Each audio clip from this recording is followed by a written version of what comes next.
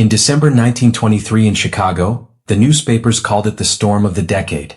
By sunset, thick snow had swallowed the roads leading out of the city, and a bitter wind howled across Lake Michigan. Despite the worsening weather, elegant automobiles continued arriving one after another at Blackwood Manor, a magnificent estate perched on a secluded hill overlooking the frozen shoreline. Built from dark stone and surrounded by towering pine trees, the mansion belonged to Evelyn Hawthorne, one of Chicago's richest widows and a woman whose influence reached from charity boards to city politics. Tonight, she had invited 20 of the city's most distinguished women and a handful of trusted household staff to an exclusive charity gala. Crystal chandeliers illuminated the grand ballroom while a string quartet played softly. Guests laughed, sipped champagne, and admired the lavish decorations, unaware that before the night was over, one of them would be dead. Among the guests were Clara Montgomery, a respected journalist known for exposing corruption among Chicago's elite, and Margaret Sinclair, a former society darling who had recently returned from Europe after years abroad. Although they had never met before, both women quickly sensed something unusual about the gathering. Evelyn appeared distracted.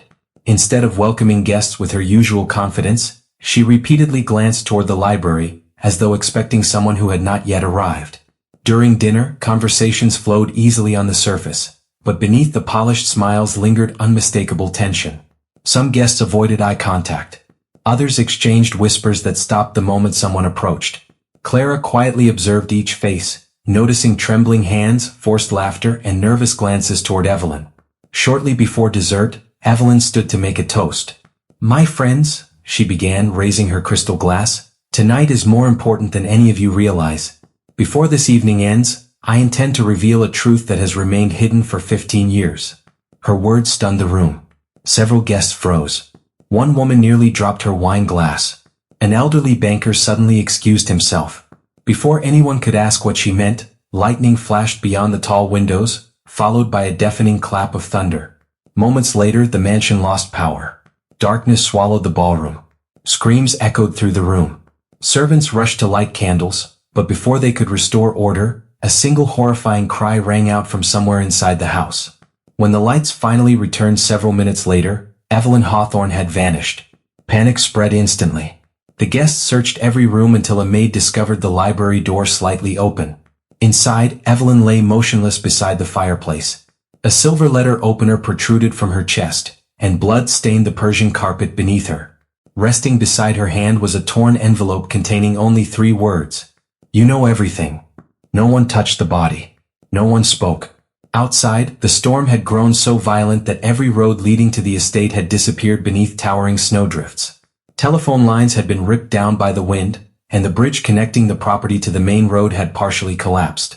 Blackwood Manor had become an island surrounded by snow. The local sheriff was eventually reached through a battery-powered radio owned by the estate manager. His response was grim. "No one can reach you until morning, perhaps longer. Lock every door. Keep everyone together." The realization struck every guest at once. The murderer was still inside the mansion. As midnight approached, fear replaced celebration. Every smile vanished. Every conversation became an interrogation. Friends began doubting lifelong companions, while strangers watched one another with growing suspicion. Clara and Margaret exchanged uneasy glances. Neither believed the murder had been random. Someone had come to Blackwood Manor expecting Evelyn's announcement, and someone had been willing to kill to keep the truth buried. Neither woman knew it yet, but before sunrise they would uncover a conspiracy stretching back 15 years, a fortune built on betrayal, and a killer prepared to eliminate anyone who stood in the way of the truth. Morning never truly arrived. The blizzard continued to blanket Blackwood Manor beneath swirling curtains of snow, leaving the mansion trapped in a world of white silence. The windows rattled under the force of the wind, and the fireplaces struggled to keep the bitter cold at bay. No rescue could reach them. No guest could leave. The murderer remained among them. After locking every entrance, the estate manager gathered everyone in the grand hall. His voice trembled as he explained that the sheriff's deputies were still miles away, blocked by snowdrifts and a damaged bridge. Until help arrived, no one would be allowed to wander through the mansion alone. Every room would be searched, every conversation recorded, and every guest accounted for. Clara Montgomery quietly observed the faces around her. Some people appeared genuinely frightened. Others seemed more worried about what might be discovered than about the murder itself. Margaret Sinclair noticed the same thing. Years of traveling through Europe had taught her how people behaved when hiding uncomfortable truths. Fear often looked different from guilt. The library became the center of the investigation. Evelyn Hawthorne's body had been covered respectfully, but nothing else had been disturbed. Clara examined the room carefully. The silver letter opener used as the murder weapon belonged to Evelyn herself and normally rested inside a decorative holder on the massive oak desk. There were no signs of forced entry, no broken windows, and no evidence of a struggle. Whoever killed Evelyn had entered peacefully, suggesting that she knew and trusted the person standing before her. On the desk lay several documents. Most appeared to be ordinary charity records, but one folder had disappeared. Dust on the polished wood revealed the outline where it had rested for years. Someone had removed it immediately after the murder. More curious still was the torn envelope found beside Evelyn's body. The remaining portion contained only 3 handwritten words, "You know everything." Clara searched the fireplace and recovered several partially burned scraps of paper. Although most of the writing had been destroyed, one fragment clearly showed a date, December 18, 1908. Margaret frowned. "Whatever Evelyn planned to reveal tonight didn't begin recently," she whispered. "It started 15 years ago." The guests were questioned one by one. Judge Harold Bennett admitted he had once represented Evelyn during a legal dispute involving a valuable property near Lake Michigan. A wealthy railroad investor confessed that he had borrowed a large sum from her years earlier and never fully repaid it. A famous opera singer reluctantly admitted that Evelyn had secretly financed her career in exchange for lifelong loyalty. Each confession exposed another hidden connection. Yet none clearly explained murder. As the hours passed, Clara noticed another strange detail. Every time someone mentioned the year 1908, 3 guests reacted almost identically. Arthur Whitmore, the retired banker, would remove his spectacles and wipe them nervously. Dr. Eleanor Brooks would suddenly become silent.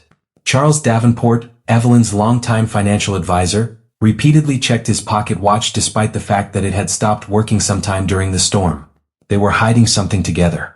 Late that afternoon, Margaret wandered into the mansion's portrait gallery. The room displayed generations of the Hawthorne family, but one painting immediately caught her attention. It portrayed 4 smiling friends standing beside the very same lake outside the mansion. The brass plaque identified them as Evelyn Hawthorne, Arthur Whitmore, Eleanor Brooks, and Charles Davenport. The painting was dated 1908. Before Margaret could examine it further, she noticed something unusual. Fresh scratches marked the floor beneath the frame. Someone had recently moved the enormous painting.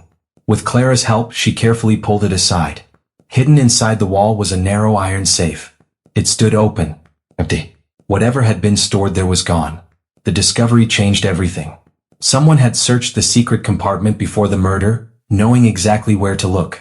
That evening, as another snowstorm battered the mansion, the guests gathered uneasily for dinner. No one trusted anyone else.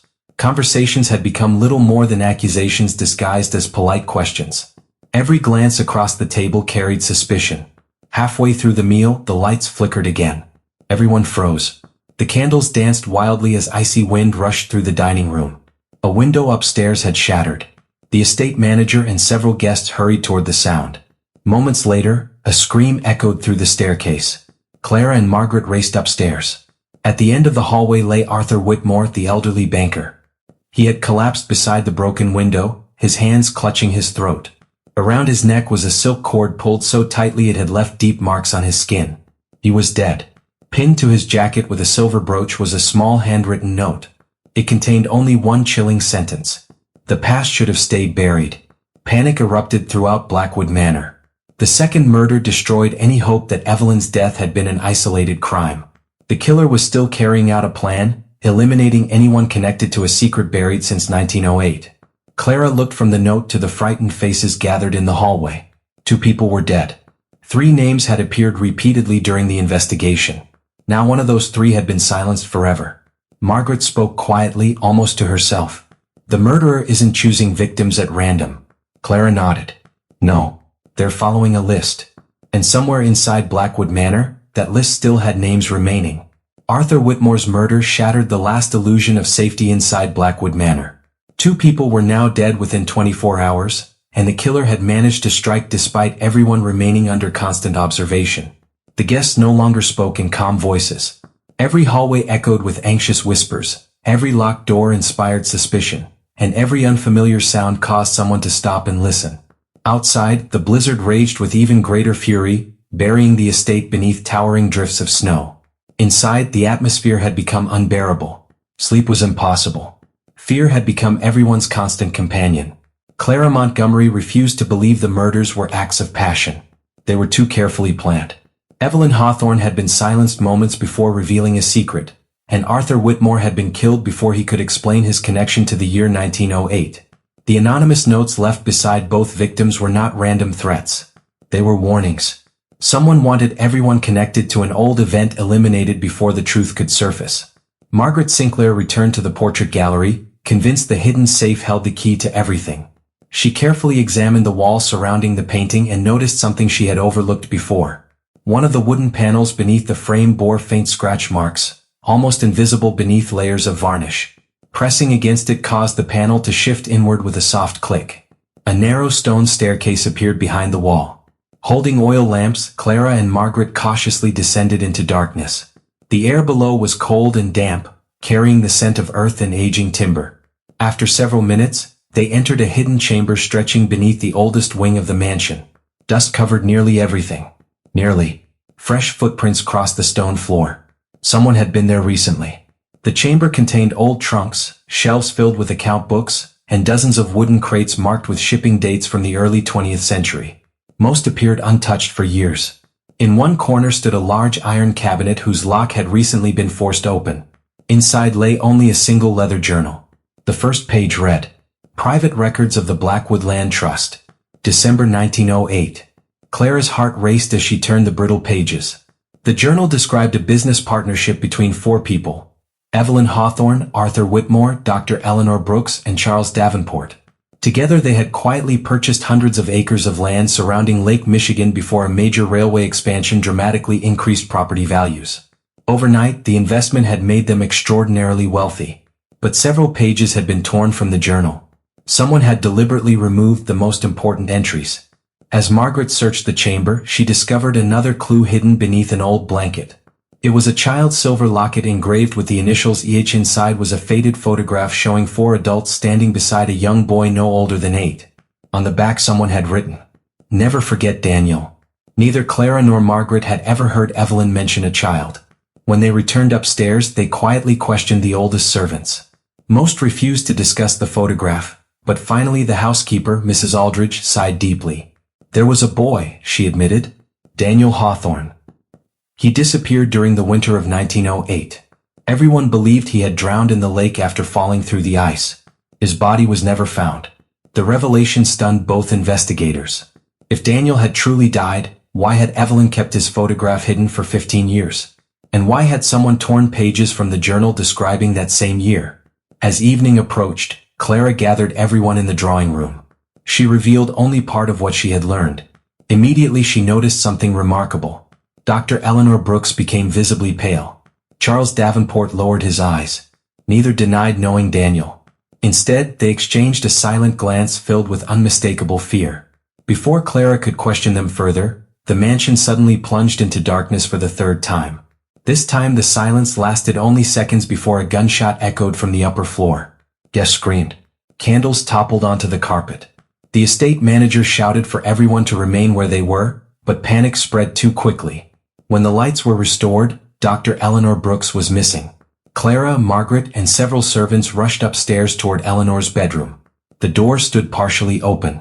Inside, furniture had been overturned as though a violent struggle had taken place. Broken glass covered the floor. Blood stained the curtains. But there was no body. Only a revolver lay abandoned beside the fireplace. Pinned beneath it was another handwritten message. "One remains." The room fell silent. If Arthur had been the second name, and Eleanor the third, then only one member of the original partnership was still alive. Charles Davenport. At that exact moment, a terrified servant came running down the hallway. "Mr. Davenport," he shouted. "He's gone." The entire mansion erupted into chaos. Some believed Charles had fled. Others feared he had become the killer's next victim. Clara stood motionless, staring at the revolver.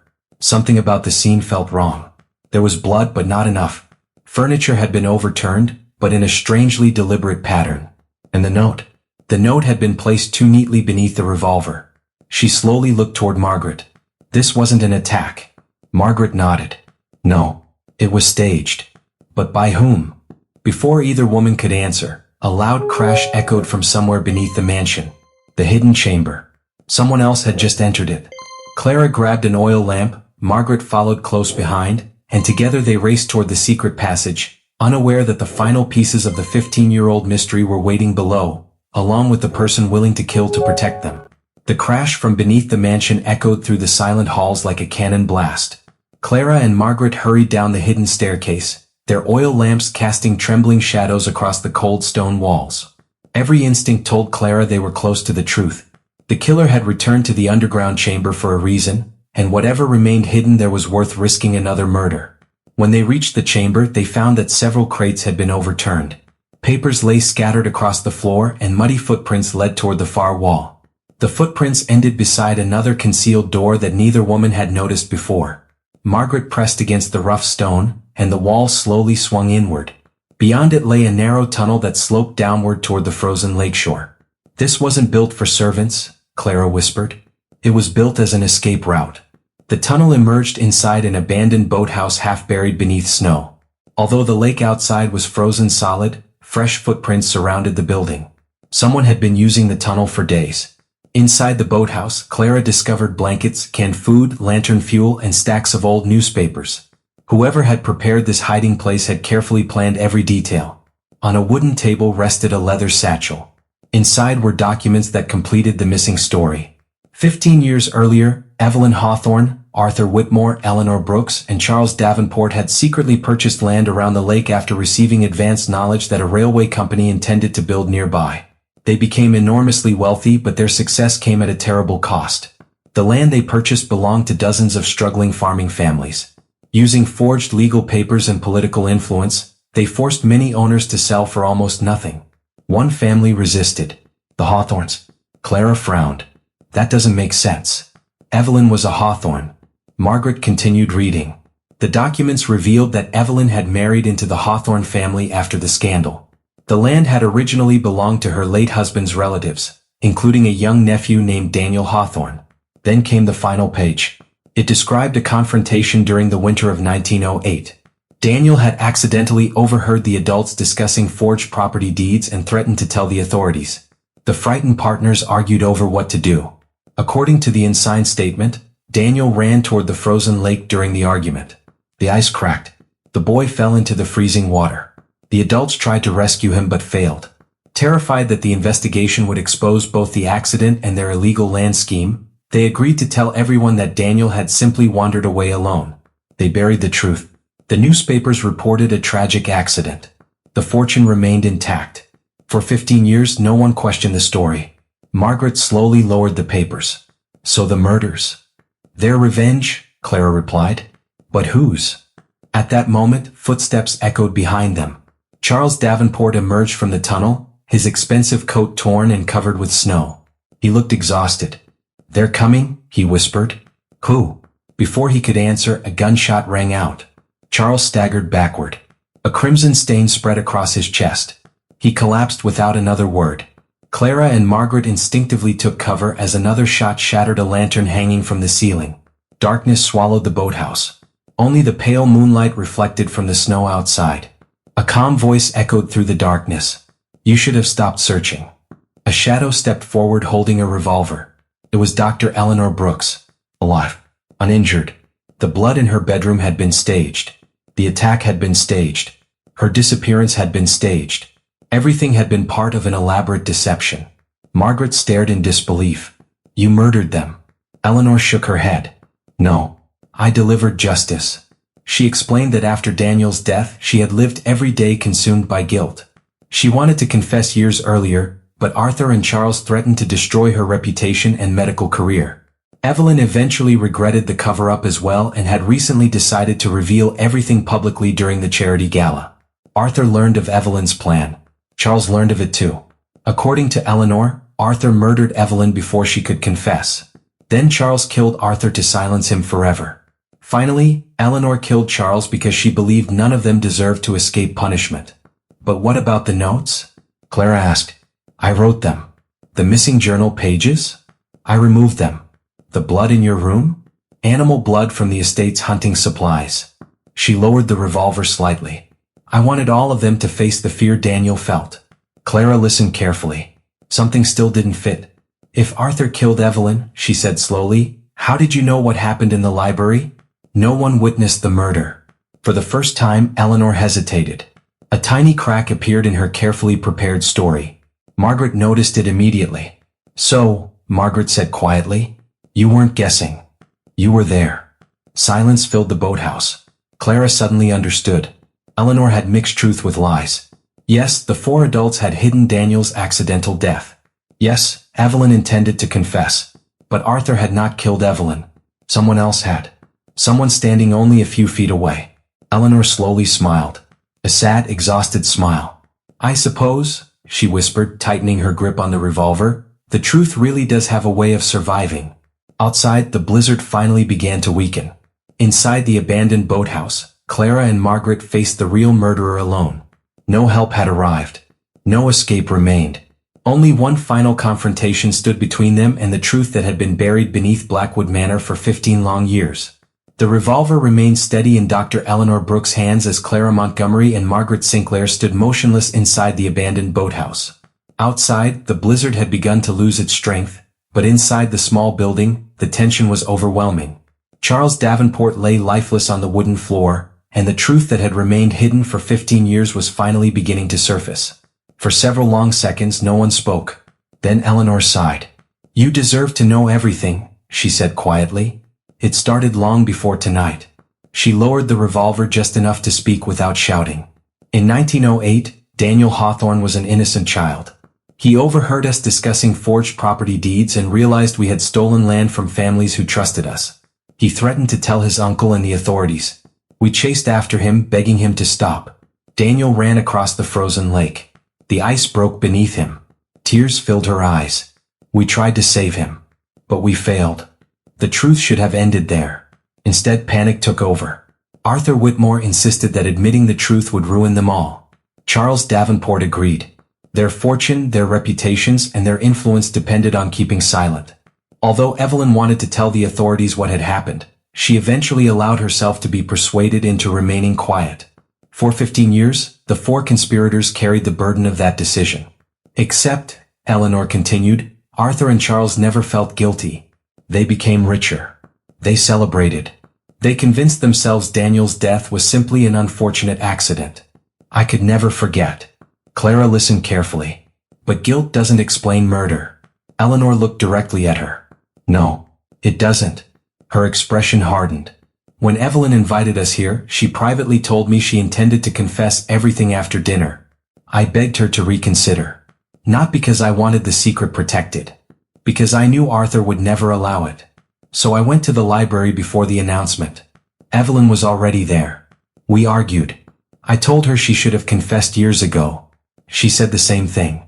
I accused her of choosing wealth over justice. She accused me of hiding behind guilt instead of taking responsibility. Our argument became louder. Eleanor paused, closing her eyes. She turned away. I saw the silver letter opener. I picked it up. I don't even remember deciding. When she turned back, I stabbed her. Silence filled the room. Margaret slowly whispered, So Arthur didn't kill Evelyn. No, I did. I wrote the note beside her body to make it appear someone else wanted revenge.